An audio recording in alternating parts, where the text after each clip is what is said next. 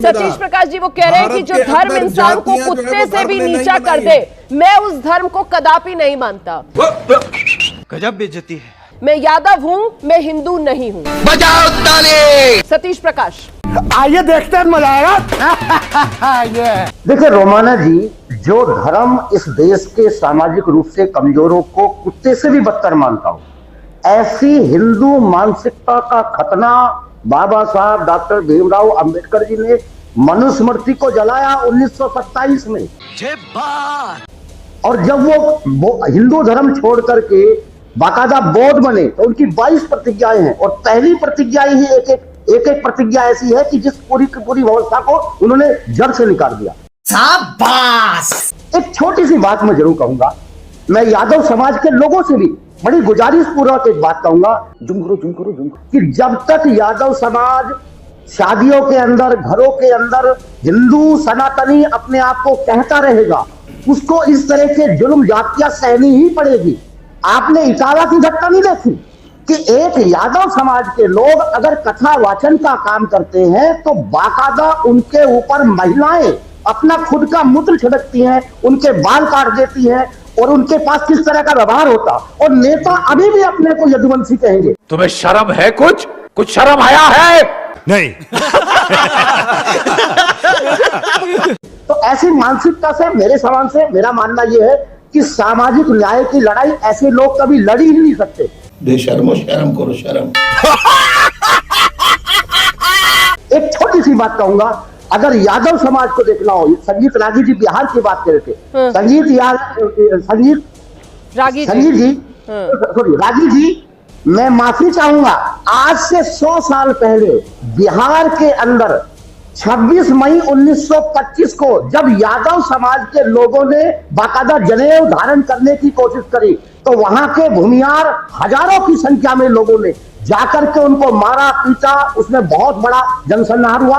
अरे बाप रे, ये तो धोती खोल रहा है। तो ये घटनाएं हैं, क्योंकि बिहार का व्यक्ति इस व्यवस्था से बड़े आराम से रूबरू हुआ, उसने सामाजिक न्याय की लड़ाई को कहीं ना कहीं अच्छे तरीके से लड़ा।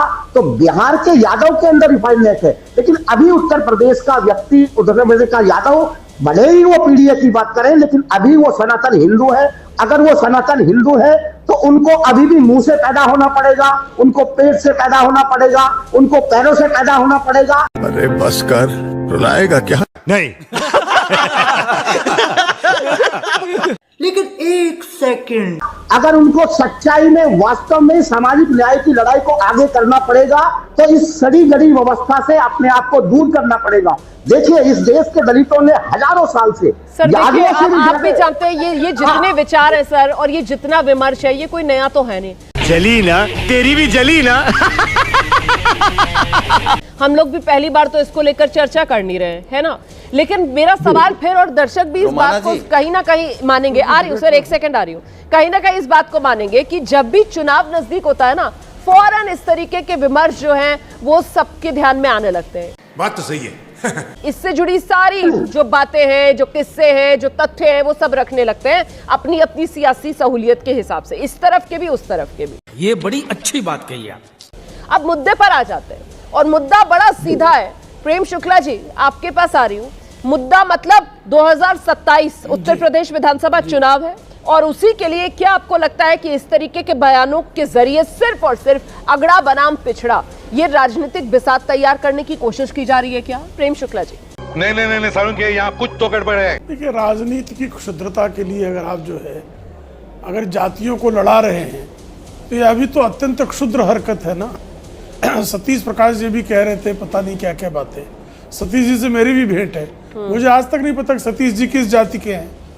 सतीश जी के साथ, मैं तो जाति का ब्राह्मण हूँ, मेरे उपनाम में लिखा हुआ है, लेकिन सतीश प्रकाश जी, मैंने कभी आपके साथ भोजन करने में, आपके साथ बातचीत करने में, आपके साथ स्पर्श का कोई विवेक जो है भेद रखा क्या? अधिकांश समाज ये भेद नहीं रखता है। झूठ बोल रहा है। मेरी समझ में आज तक कोई व्यक्ति नहीं दिखाई दिया जो इस तरह का भेद रखता हो। आपको जनेऊ पहनना है, मैं आपको जनेऊ भेज देता हूँ, आप भी पहनिए। फेंको अपनी पूरी शक्ति के साथ, फेंको। जितना जनेऊ कहें आपको भेज देता हूं मैं। किसने आपको रोका जनेऊ पहनने से? कोई नहीं रोक रहा है, लेकिन अनावश्यक जो है जातियों के नाम पर समाज में विष बोना, यह मानवता के विरुद्ध है। राजनीति होती जाती रहेगी, चुनाव आते जाते रहेंगे, लेकिन आप ये जो विष बो रहे हैं, इस विष का परिणाम बहुत दीर्घजीवी होगा और इसका लाभ जो है भारत विरोधी शक्तियों को ही मिलता है। समाज का नाश होना, प्रदेश का नाश होना, राष्ट्र का नाश होना है। आप कृपा करके, आपसे मेरे हाथ जोड़कर विनती है सतीश प्रकाश जी कि मुझे वो व्यक्ति दिखाइए जो आपसे जो है आपको अस्पृश्य मानता हो और अस्पृश्य मानकर आपसे व्यवहार करता हो। मस्त जोक मारा तू तो गया बेटे। रोमाना जी, मेरा कहना ये है कि मैं किसी ब्राह्मण के खिलाफ नहीं हूँ, किसी जाति के, किसी व्यक्ति के खिलाफ नहीं हूँ, लेकिन उस सड़ी गली व्यवस्था के खिलाफ हूँ, उस सड़े गले ब्राह्मणवाद के खिलाफ हूँ, उस सड़ी गली उन सवालों के साथ हूँ। मेरा मानना यह है कि प्रेम जी मेरा व्यक्तिगत मैल नहीं हो सकता, और मैं ये भी नहीं मानता कि सारे दलित अच्छे होंगे और सारे ब्राह्मण खराब होते होंगे। खराब व्यक्ति हर जाति में कहीं भी पैदा हो सकता है, लेकिन यह सच्चाई है कि हिंदू धर्म की जो खामियां है उसमें कहीं ना कहीं परिवर्तन करने का समय आ गया है। ये देश राजनीतिक रूप से तो आजाद हुआ, लेकिन आज भी ये देश कहीं ना कहीं सामाजिक रूप से गुलाम है। इस देश को तीसरी आजादी की जरूरत है, जो सामाजिक आजादी हो। मेरा मानना यह है कि समाज के तमाम, किस जमाने में जी रहे हैं। ठीक है, ठीक है, लेकिन अगर हम करें तो करें क्या, बोले तो बोले क्या।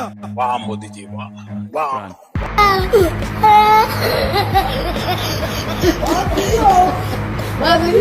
तो दोस्तों फाइनली अपनी इस वीडियो का हो चुका है दी एंड। उम्मीद है कि आपको हमारी यह वीडियो अच्छी लगी होगी।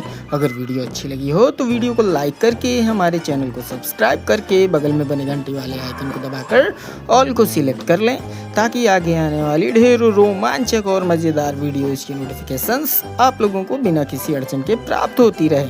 तो वीडियो को क्लोज करने से पहले साथियों, आप लोगों से गुजारिश है कि यदि आप लोग हमारे चैनल पर नए हैं तो चैनल को सब्सक्राइब कर लेना, और हाँ, वीडियो को लाइक करना तो बिल्कुल भी मत भूलना, क्योंकि आप लोग वीडियो तो देख लेते हैं पर वीडियो को लाइक और चैनल को सब्सक्राइब करना भूल जाते हैं। तो जल्दी से जल्दी लाइक और सब्सक्राइब भी कर लो यार, क्या जाता है आपका, इस पे पैसे थोड़ी ना पड़ते हैं। तो साथियों अभी के लिए इतना ही, मिलूंगा नेक्स्ट वीडियो में। तब तक की खातिर स्वस्थ रहो, मस्त रहो, और जहाँ भी रहो सबसे आगे और फर्स्ट रहो। टिंग टोंग।